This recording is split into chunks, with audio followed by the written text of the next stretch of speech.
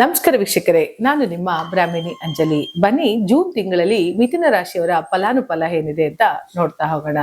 ನೋಡಿ, ಮಿಥುನ ರಾಶಿಯವರು ಯಾವಾಗ್ಲೂ ಲವಬಲ್ ಪರ್ಸನ್ ಅಂತ ಕರಿತೀನಿ. ಯಾಕೆಂದ್ರೆ ಒಬ್ಬ ಪ್ರೀತಿ ಹಂಚೋದ್ರಲ್ಲಿ ಸಾಕಷ್ಟು ಎತ್ತಿದಂತಹ ಕೈ ಮಿಥುನ ರಾಶಿಯವರು. ಮಿಥುನ ರಾಶಿಯವರು ಹೇಗೆ ಅಂತ ಅಂದ್ರೆ ಎಲ್ಲರನ್ನು ಪ್ರೀತಿಸುವಂತಹ ಗುಣ ಮಿಥುನ ರಾಶಿಯವರಿಗಿದೆ. ಜೊತೆಗೆ ತಮ್ಮ ಒಂದು ಸ್ನೇಹಿತರು ಅಂತ ಬಂದಾಗ, ತನ್ನ ಸಂಬಂಧಗಳು ಅಂತ ಬಂದಾಗ ಎಲ್ಲರನ್ನು ಪ್ರೀತಿಸುವಂತಹ ಕ್ಯಾರೆಕ್ಟರ್ಸು ಮಿಥುನ ರಾಶಿಯವರು. ಆದ್ರೆ ಮಿಥುನ ರಾಶಿಯವರಿಗೆ ರವಿ ಬುಧಾದಿತ್ಯ ಯೋಗ ನಡೀತಿದೆ ಇವಾಗ. ಗೋಚಾರದಲ್ಲಿ ರವಿ ಬುಧಾದಿತ್ಯ ಯೋಗ ಇದೆ ಅಂತ ಅಂದ್ರೆ ಮೊದಲೇ ಮಿಥುನ ರಾಶಿಯವರು ಬ್ರಿಲಿಯಂಟು, ತುಂಬಾ ಜಾಣರು. ಇದ್ರ ಜೊತೆಗೆ ದ್ವಿಸ್ವಭಾವ ಹೊಂದಿರುವಂತಹ ರಾಶಿ. ಮಿಥುನ ರಾಶಿಯವ್ರಿಗೆ ಏನಾಗುತ್ತೆ ಅಂತ ಅಂದ್ರೆ ಸ್ವಲ್ಪ ಡ್ಯುಯಲ್ ಕ್ಯಾರೆಕ್ಟರ್ಸ್ ಇರುತ್ತೆ. ಅಂದ್ರೆ ಯಾವುದೇ ಡಿಸಿಷನ್ ತಗೋಬೇಕಾದ್ರೆ ಸಾಕಷ್ಟು ತೊಂದರೆಗಳನ್ನ ಅಥವಾ ಸಾಕಷ್ಟು ಪ್ರಾಬ್ಲಮ್ಗಳನ್ನ ಮಾಡ್ಕೊಳ್ತಾರೆ, ಅಥವಾ ಏಕ ರೀತಿಯಲ್ಲಿ ಒಂದು ಡಿಸಿಷನ್ ತಗೊಳಕ್ಕೆ ಅವ್ರಿಗೆ ತುಂಬಾ ಕಷ್ಟ ಆಗ್ತಾ ಇರುತ್ತೆ.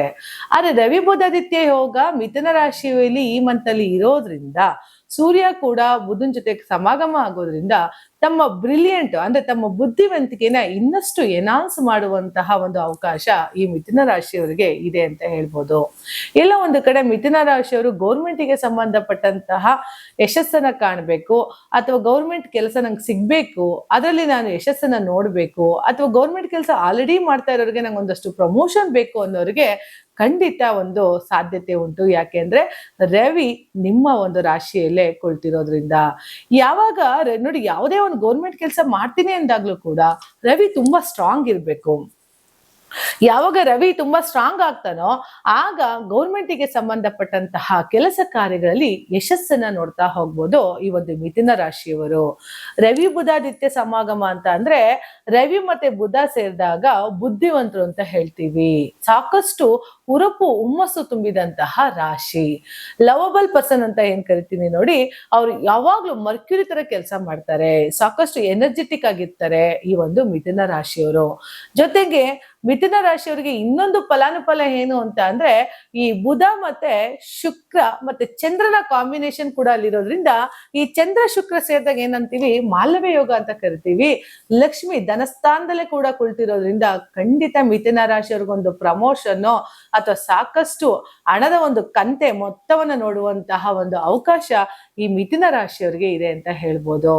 ಜೊತೆಗೆ ಮಿಥುನ ರಾಶಿಯವರಿಗೆ ಲಾಭದಲ್ಲೇ ಕುಜ ಕುಳಿತುಕೊಂಡಿರೋದ್ರಿಂದ ಏಕದಶ ಸ್ಥಾನದಲ್ಲಿ ಕೋಟಿ ಪುಣ್ಯ ಫಲ ಅಂತ ಏನ್ ಕರಿತೇವೋ ಅಲ್ಲಿ ಕುಜ ಮೇಷ ಮನೆಯಲ್ಲಿ ಕುಳಿತಿರೋದ್ರಿಂದ ಏನಾಗುತ್ತೆ, ನಿಮ್ಮ ರಾಶಿಗೆ 11ನೇ ಮನೆ ಆಗಿರೋದ್ರಿಂದ ಮನೆ ಕಟ್ಟಬೇಕಾ, ಮನೆ ತಗೋಬೇಕಾ ಅನ್ನೋ ಒಂದು ಯಶಸ್ಸಿನ ಕಾರ್ಯನ ನೀವು ನೋಡ್ತಾ ಹೋಗ್ತೀರಿ. ಪ್ರತಿಯೊಬ್ಬ ವ್ಯಕ್ತಿಗೂ ಒಂದು ಆಸೆ ಅಂತ ಇರುತ್ತೆ, ನಾನು ಒಂದು ಚಿಕ್ಕದಾದ್ರು ಒಂದು ಮನೆ ಕಟ್ಟಬೇಕಪ್ಪ, ನಂದೇ ಆದತ್ತೆ. ಬೆಂಗಳೂರಲ್ಲಿ ಅವ್ರದೇ ಆದಂತ ಒಂದು ಸ್ವಂತ ಮನೆ ಇದ್ರಂತೂ ಸಾಕಷ್ಟು ಖುಷಿಯನ್ನ ಹೊಂದಿರ್ತಾರೆ ಜನ.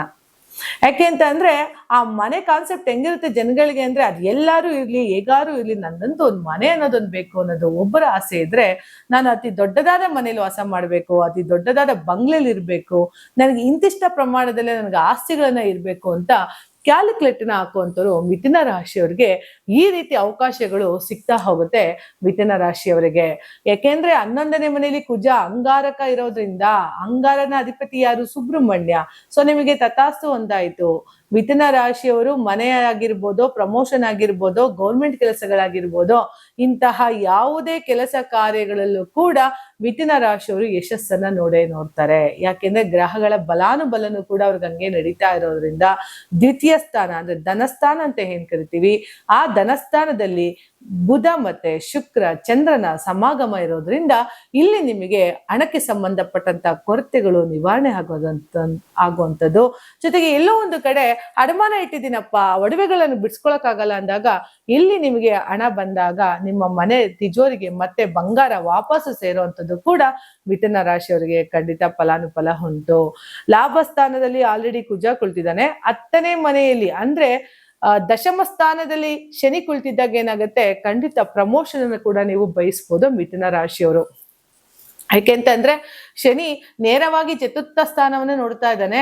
ಅಲ್ಲಿ ಮನೆ ಕಟ್ಟುವಂತಹ ವಿಚಾರಗಳಲ್ಲಿರ್ಬೋದು, ಅಥವಾ ನಿಮ್ಮ ಕೋರ್ಟು ಕಚೇರಿಗೆ ಸಂಬಂಧಪಟ್ಟಂತೆ ಯಾವ್ದಾದ ಇತ್ಯರ್ಥಗಳಿರ್ಬೋದು, ಇವೆಲ್ಲವೂ ಕೂಡ ಜೂನ್ ತಿಂಗಳಲ್ಲಿ ಬಗೆಹರಿಸುವಂತಹ ಅವಕಾಶ ನಿಮಗೆ ಸಿಗೋದ್ರಿಂದ, ಜೊತೆಗೆ 3ನೇ ಮನೆಯಲ್ಲಿ ಕೇತು ಇರೋದ್ರಿಂದ ಏನ್ ನಾವು ಕಟ್ಟಿಂಗ್ ಬೋರ್ಡ್ಸ್ ಅಂತ ಕೇತು ಕರಿತೀವೋ, ಇಲ್ಲಿ ಸ್ನೇಹಿತರುಗಳನ್ನು ಕೂಡ ಕಟ್ ಮಾಡುವಂಥದ್ದು ಅಥವಾ ನಿಮ್ಮಿಂದ ಸ್ನೇಹಿತರುಗಳು ಬಿಟ್ಟೋಗುವಂತ ಚಾನ್ಸಸ್ ಕೂಡ ಇರ್ತದೆ.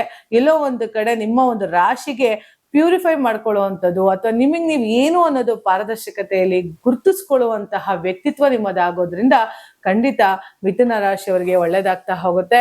ಮಿಥುನ ರಾಶಿಯವರಿಗೆ ಸಕಲ ಅಷ್ಟೈಶ್ವರ್ಯಗಳನ್ನು ಕೊಟ್ಟು ಕಾಪಾಡ್ಲಿ ಅಂತ ಹೇಳ್ತಾ ನನ್ನ ಮಾತನ್ನ ಮುಗಿಸ್ತಾ ಇದ್ದೀನಿ. ಧನ್ಯವಾದಗಳು.